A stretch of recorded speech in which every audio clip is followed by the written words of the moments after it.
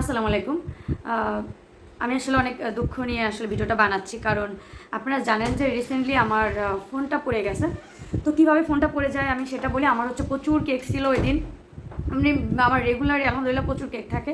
তো ওইদিনও প্রচুর কেক ছিল। তো ওইদিন হচ্ছে আমি আপনার ভাইয়া বাইক চালাচ্ছিল আর আমি হচ্ছে তো আমি একটার পর একটা কেক ফোন দিচ্ছি ওনাদেরকে আর কেক ডেলিভারি করতেছি। তো মানে ডেলিভারি কি মানে স্পটে যাচ্ছি, তারা কেকটা নিচ্ছে। দেন হচ্ছে আরেকটা স্পটে যাচ্ছি। তো লাস্ট লোকেশন ছিল হচ্ছে আমার জেলখানা ঘাট থেকে একটু আগায়ে, অফিসটার নাম আসলে মনে নেই আমার, আমাদের গোপালগঞ্জের জেলখানা ঘাট, জেলখানা ওইখান থেকে একটু আগায় গিয়ে ওইখানে হচ্ছে লোকেশনটা ছিল।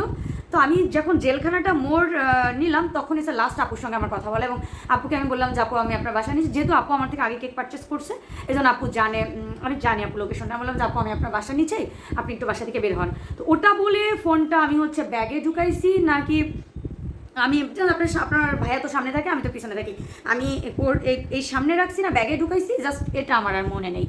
তো আমার ওই মুহূর্তে আমার ফোনের মানে চার্জ ছিল 5%।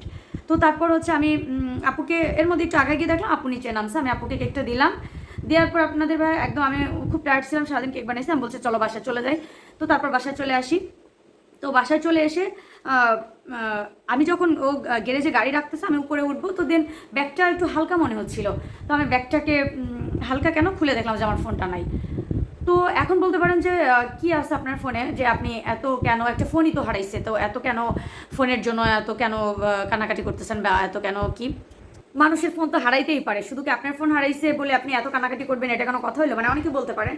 তো তাদের জন্য বলতেছি ভাই আমার ফোনে হচ্ছে, ফোন বেশি দাম না, আপনারা তো অনেকে দেখছেন যে এটা হচ্ছে রিয়েলমি নোট 5, এটা বেশি দাম না, 11-12 হাজার টাকা হবে। আমার আরেকটা ফোন আছে, তো ওটা স্যামসাং, ওটাও আমি ইউজ করি, এটা ইউজ করি, কিন্তু বিজনেস পারপাসে আমি এই ফোনটা ইউজ করতাম।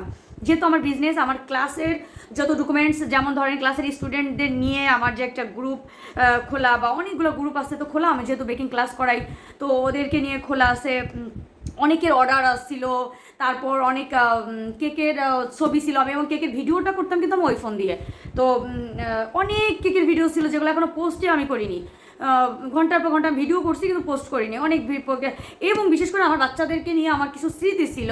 তো আমি কিন্তু প্রত্যেকটা ফোনেরই বক্স আমি রেখে দিই, দেখেন এই যে আমার এটা একদম সব আছে, এই যে আমি কিন্তু এটা রেখে দিয়েছিলাম।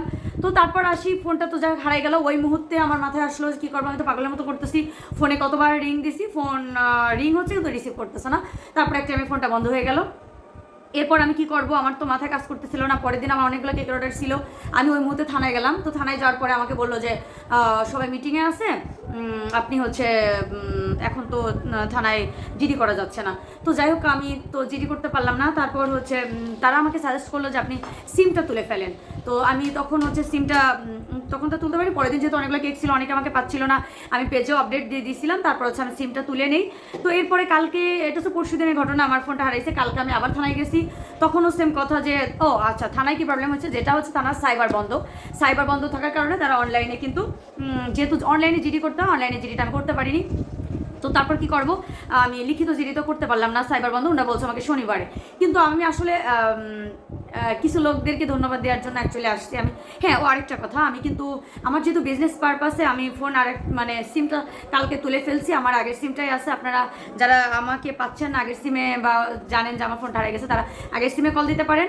আর ফোন আমি আরেকটা কিনছি, কালকে এই ফোনটা কিনে নিয়ে আসছি, এটা ভিভো 15 লাইট। এইটা হচ্ছে, এই ফোনটা নিল আমার 33,000, হ্যাঁ 33,000 সামথিং ফোনটা নিছে আমার কাছে। দেখেন প্রত্যেকটা ফোনেরই কিন্তু এই যে আমি, মানে এটা আমার হাজব্যান্ডের ফোন, কয়েকদিন আগে কিনা, এই ফোনটা আমি হারাইছি। তো আর একটা দিয়ে আমি ভিডিও করতেছি।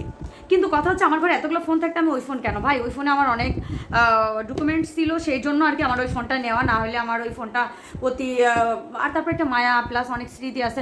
এখন বলবেন যে গুগল ফটোতে, দেখেন গুগল ফটোতে সব কিছু থাকে না, ওই ফোনেরও একটা স্টোরেজ ছিল, ওইখানেও আমার অনেক ছবি ছিল। যাক আমি ফোন সম্পর্কে বুঝি কম। আর আমি হচ্ছে কালকে এই ফোনটা কালকে আমি এটা কিনে নিয়ে আসি, কারণ আমার বিজনেস পারপাসে আমার দুইটা ফোনই লাগে। তো কিছু করার ছিল না, আমি এটা ভিভো এটা কিনে নিয়ে আসছি। আরেকটা কথা, আপনারা আমাকে এত ভালোবাসেন আসলে আগে কখনো জানতাম না। আমি ফোন হারিয়ে যাওয়ার পরে যখন পোস্ট করি, তো পোস্ট করার পর থেকে এত ভাইয়ারা আমাকে আসলে নক দিছে যে তারা বারবার বলতেছে যে জিডির কপি দিতে, এবং আমাকে আমার ফোনটা তারা বের করার জন্য বা আমাকে হেল্প করার জন্য খুবই চেষ্টা করতেছে। বিশেষ করে আমাদের রাব্বি ভাই প্লাস শান্ত ভাই আছে, আমাদের ডিবিতে একটা মানে র্যাবে কাকা আছে, তো ডিবিতেও আছে, প্লাস আমার স্টুডেন্ট আপুরা যারা আছে, আমার কয়েকটা সাংবাদিক ভাইয়ারা আছে। তো আমি আসলে সবার নাম বলতে পারতেছি না, মেনশন করতে পারতেছি না। অনেক পুলিশের বড় কর্মকর্তারাও আছে। তো তারা আমাকে পার্সোনালি তারা বলছে আপনি জিডি করেন, একটু জিডি কপি মানে দিয়েন, আমাদের সমস্যা নাই। কিন্তু পার্সোনালি তারা কিন্তু আমার হয়ে তারা হচ্ছে পার্সোনালি তদন্ত করতেছে। আর তারা বারবার বলতেছিল যে যেহেতু সিম আমি তুলে নিছি ওইখান থেকে, সিম তোলার পরে ফোনটা তো ফাঁকা, এখন ওই ফোনে যদি যার হাতে পাইছেন বা সে যদি নতুন সিম মানে তার সিমটা না ভরে, তাহলে তো ওই ফোনটা বের করতেও সময় সাপেক্ষ ব্যাপার।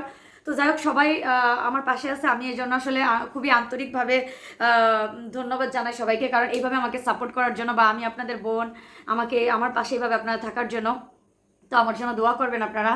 আর আমার পাশে যদি কেউ পেয়ে থাকেন, আমি আপনাদের কাছে আন্তরিকভাবে অনুরোধ করতেছি, যদি কেউ ফোনটা পেয়ে থাকেন আমাকে কাইন্ডলি দেবেন, আমি আজীবন কৃতজ্ঞ থাকবো। আর আমার পেজের পাশে থাকবেন। আর যারা যারা আমাকে সাপোর্ট করতেছেন তাদেরকে অনেক ধন্যবাদ। Thank you so much.